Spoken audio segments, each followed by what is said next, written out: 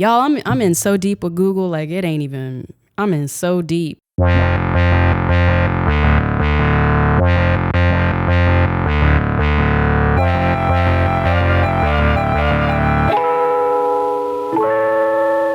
Hey everyone, it's me, Hallease, endeavoring to persevere. As always, if you're new here, I make videos about my chaotic good life.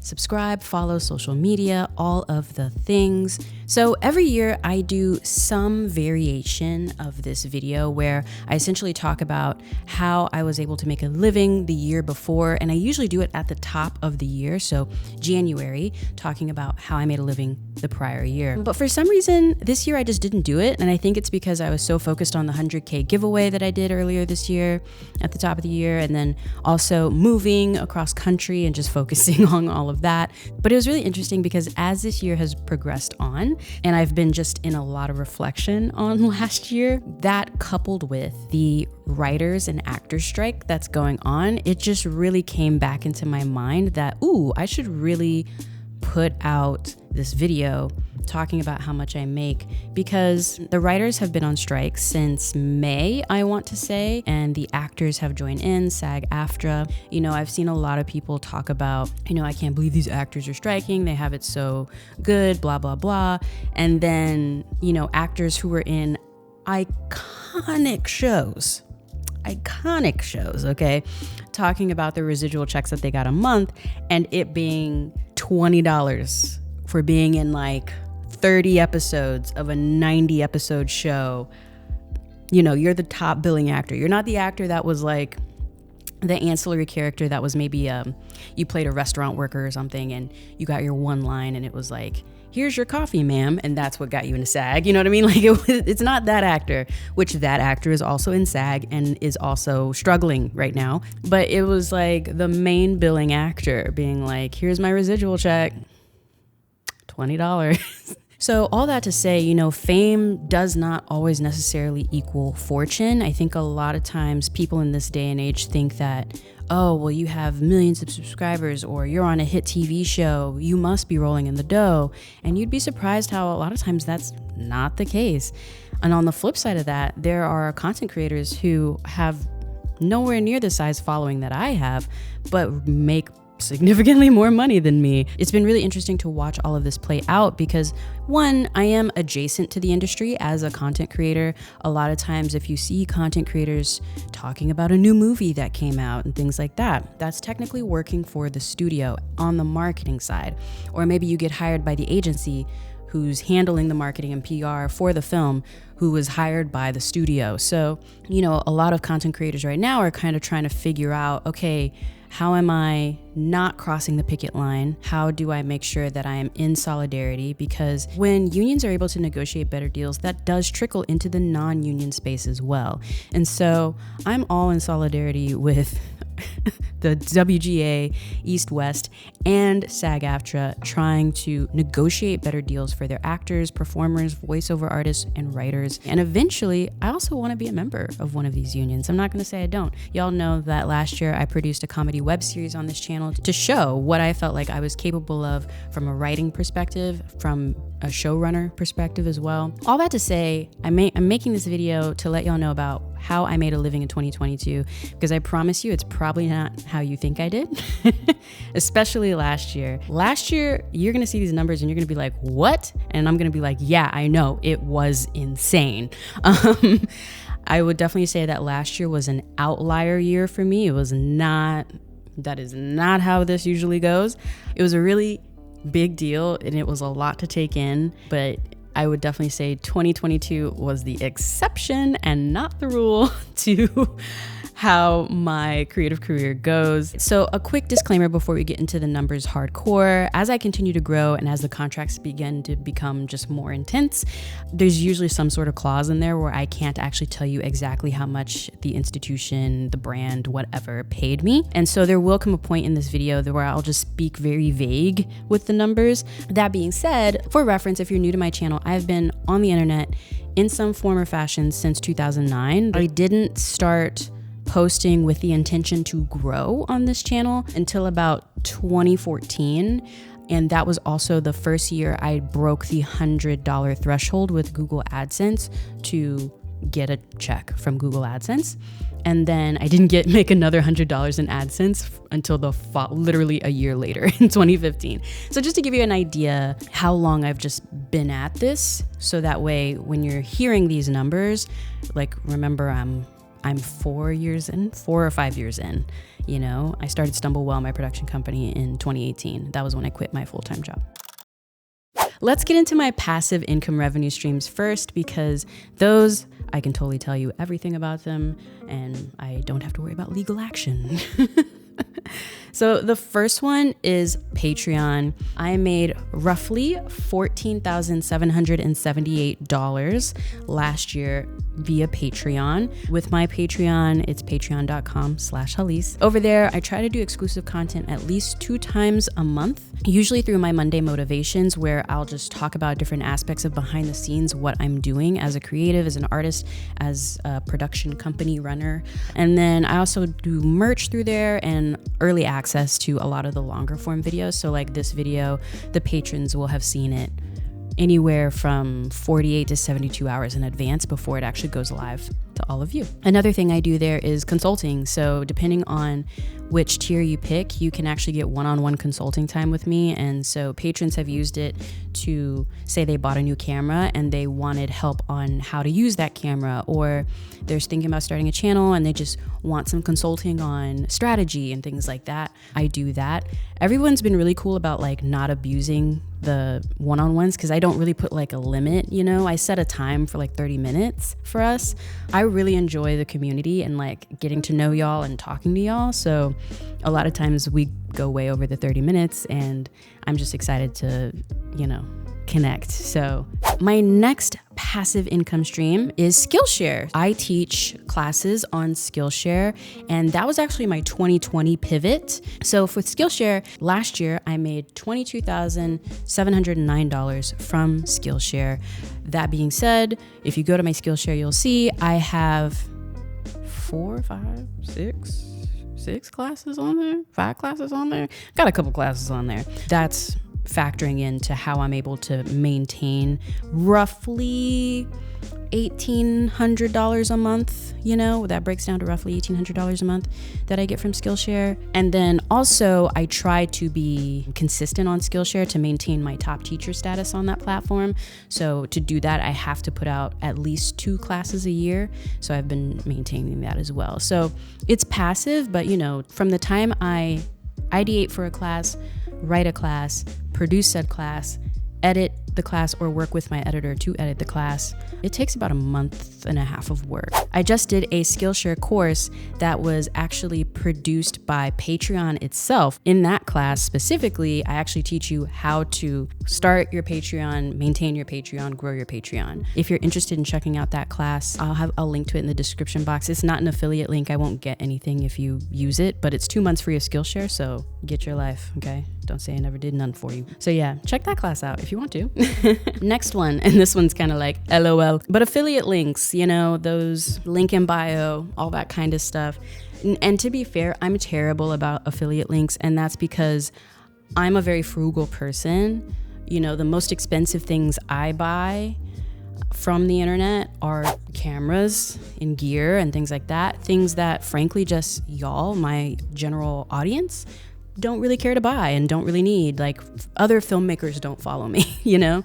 And so when I'm linking affiliate things, they're things that are pretty frugal and the return on that investment is just super low. So in affiliate links last year, I made $353.65. So not nothing, but, and I always feel like, you know, it's so easy to just sign up for an affiliate program and then just put the links in your bio and there you go. Now, Google AdSense. Google AdSense, you know? So I'm not a finance channel, just FYI, if you're trying to join YouTube to make money via Google AdSense, be a finance channel, bro, they're cleaning up. These finance channels, cleaning up. Or be a workout channel, because people are just gonna keep coming back to that workout video. That's how you make the real AdSense dollars, like for real. But My Google AdSense last year, I made roughly $5,938.11 from Google AdSense. Y'all, and I'm sure any other content creators watching this will know, Google AdSense has dipped this year. I don't personally rely on Google AdSense at all for this YouTube channel. It's always nice to see it come into the business account and be like, ooh, thanks, Google. But it's definitely not something that I bank on. All right, so that was all of the passive income streams that I had for 2022 and how much I made from them. Now, this one's gonna be a minute because I really wanna talk through this one a lot. Last year, I did a comedy web series here on the channel. I did 3 episodes of it called This Could Have Been an Email. I self-funded the pilot episode, episode 1, for about $21,000, somewhere in there, $21,000. Whereas episodes 2 and 3, I crowdfunded for those. So I had a whole crowdfunding campaign via Indiegogo and then launched it here on this channel with episode 1's release. And so check out that. Go watch it if you want. It's also now available on Quelly TV, which is exciting. It's a non-exclusive license, so I didn't have to take it down off this channel. I could just put it on this other platform too. To do that crowdfunding campaign, I used Indiegogo, which there are a lot of like crowdfunding campaign sites, and just looking at the percentages and all that kind of stuff, I just went with Indiegogo. That just made the most sense for me. We campaigned and got roughly $44,000 from it. But here's the thing about that, that, you know, I'm not trying to deter anyone from doing a crowdfunding campaign for a project. I think it's definitely something to do. Like, I would have never been able to raise this on my own, you know? Thank you so much again to everyone who supported the project. Like, thank you so much. Technically made, if you look at the site, the front-facing site, a little over $44,000, right? What we actually end up making though, like what the actual pay was actually closer to around $40,000. The Indiegogo platform fee, so just the fee they have for, you know, the platform existing and the managing it, of that was $2,222 roughly, right? So they just take that out on top from the 44. Then they do a payment processing fee, which is 3% of everything you got, plus 20 cents per transaction. And so keeping in mind that we had actually over 300 people, y'all, like I was just overwhelmed with like, wow, many times throughout this campaign process. But that being said, came out to roughly $1,530, right? So you take that out. And then here's another thing that was very interesting for me doing Indiegogo that I didn't realize was a thing. They reserve funds. We started production without the full amount. We started the production with $38,000. And then throughout the rest of the year, they like trickled out the rest of the money from the reserve funds to the bank account. And that's something they do to essentially just like regulate if people are going to have refunds, if people just decide, you know what, never mind, I don't want to be a part of this anymore, you know, just things like that. And so that's something that's kind of like crazy because it's like you don't actually get the full amount sans all the fees until like a smooth 6 months after your campaign ends. So I did the campaign. We made $40,000 from it. I spent the money to produce the show, to pay for the crew, to pay for the cast, pay for the location, pay for insurance, production insurance, pay for gear rental, pay for, you know, just props and wardrobe, all that kind of stuff went towards all of that, but you still got to pay taxes on it. You know, so you get a little bit of a tax write-off with just like, yeah, expenses, but you're still mostly paying taxes on most of that money. So now something else, Adobe Creative Residency. For the first half of last year, I was still an Adobe Creative Resident.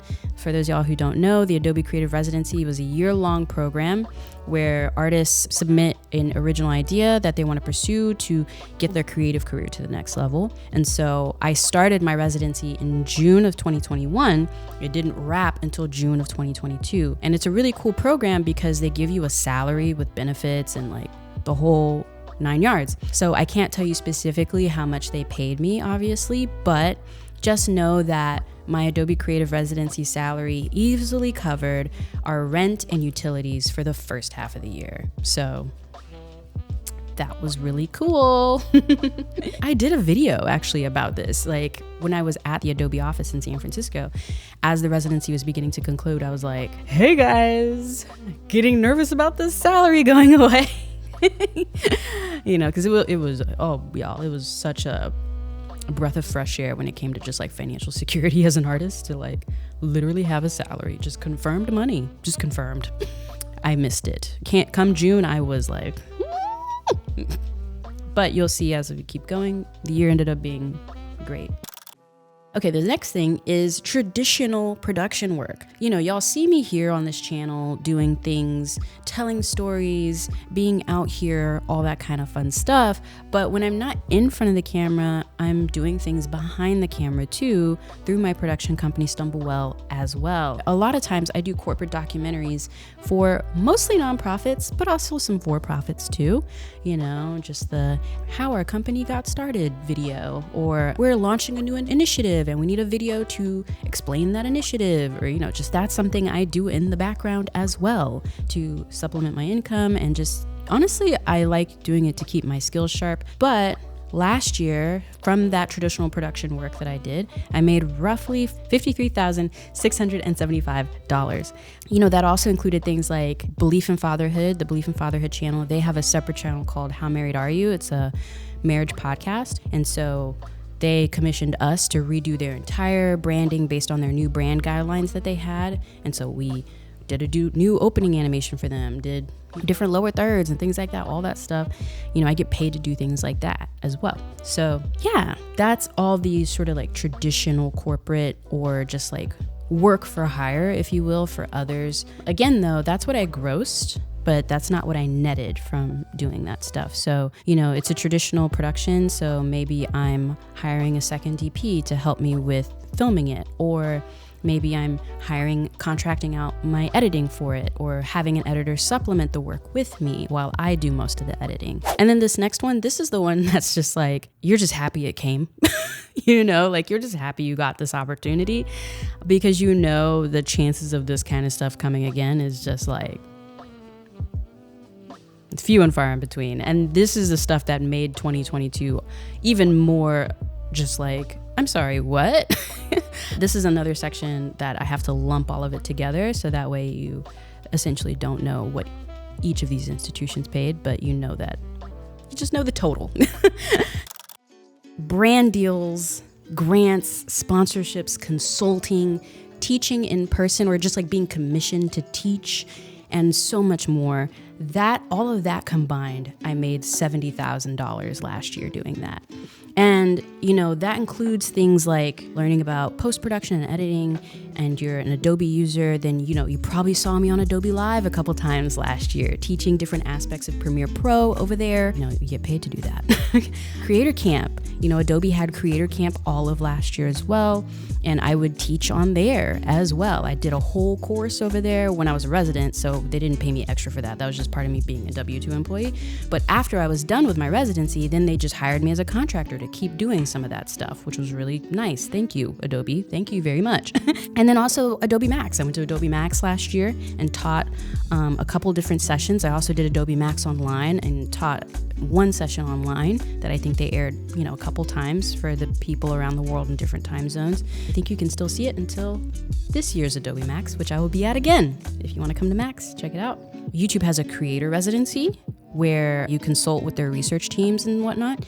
And so I did that and got paid for that. And then I was also a YouTube Black Voices Fund recipient, basically like grants that they were giving out to Black creators last year. I think they announced earlier this year who this cohort will be. So shout out to them. Congratulations, y'all, for getting your grant. It's a nice grant, isn't it? Y'all, I'm in so deep with Google, like it ain't even, I'm in so deep. So I did consulting for them. I got the YouTube Black Voices Fund grant. I also did an in-person interview for Google at the Cannes Lions Festival, not to be confused with the Cannes Film Festival in France. Different festival, but I got to interview Michaela Cole. Y'all, she was asked by Google to come speak, and shout out to her because when they asked her to come speak, she was the one that said like, hey, don't have some Google exec interview me, have another content creator interview me. And they ended up picking me. So it was like, what? She saw this could have been an email and was like, this is amazing. Y'all are funny. Keep going. That was really cool. People say don't meet your idols, or don't meet, people that inspire you or whatever. Lies, fallacies. Meeting Michaela Cole was amazing. I regret nothing. I don't think any less of her. If anything, I think more highly of her now. What else was in there? Oh, I got a small business grant from the city of San Antonio last year as well. I think a lot of times artists and creatives, especially here on YouTube, for example, you don't think of yourself as a business because you're a person. And I get that, but you're a business. You can apply for the small business grants. I always tell people to start small and then go big. So I would start with my city, then I would go stretch it out to my county, then I would stretch it out to my state, then I would stretch it out to the United States, And then also leaning into the identities that you hold, You would be surprised how many grants are out there for veterans, or for Black-owned businesses, or for woman-owned business, or for any combination of those. There's stuff out there for sure, and you should definitely try to utilize it as much as you can. As an artist and a creative, you are a business. Think of yourself as one. Oh, and then sort of traditional sponsored stuff. This video is sponsored by Skillshare. I did a couple of those last year. I promoted my own classes on that platform, but still did it. That was a lot of all of that. Was the brand deals, grant, sponsorships. I got some sponsors for the channel last year, which was actually really cool, because if you look at the past videos, that wasn't actually something that would usually be a lot. The brand deals that I would get usually wasn't very much, if anything, and last year it ended up being pretty cool. Y'all remember when Meta for a hot second was paying you to make reels? I hopped on that. Ooh. Y'all, I hopped on that. It was cute. It was a cute little check every month. It was like $150 every month just to make reels that I would have been done made anyway. So yeah, that is how for sure I had my best year on record last year, and am not repeating that this year. But that's why I really push for the transparency a lot of the time. I have never been a full-time content creator, me being in front of the camera, and that is how I'm making my money. It's always been some combination of utilizing all the other skills that I have and then supplementing the content creation with that, or using the content creation to fuel those other things. So I've always been teaching, I've always been utilizing the fact that I can more or less teach people how to do something and turn that into a revenue stream. I want more people to have their own channel and do their own thing, but I just want to make sure that people come into it with eyes wide open. I would just really push, if you're someone who wants to be a creative or an artist full time, learn how to manage your money. That is gonna be the thing that actually keeps you going as an artist. The money is a tool, so you can maintain your creative freedom. And so with all that being said, big shout out to the Patreon producers, patreon.com/Hallease. Again, there you get early access to these videos, exclusive content, merch, so much more. Love y'all. Thank y'all so much for riding with me. Appreciate it. If there's any questions you have, please leave them down in the comments below. And if there's enough of the same kind of question, I might just do a follow-up video. Again, I just want to try to, y'all be ready so you ain't gotta get ready, okay? For real, for real. I'm Hallease, endeavoring to persevere as always. And if you're new here, I make videos about my chaotic good life. Subscribe, follow social media, all of the things. And I'll see y'all when I see y'all. See ya.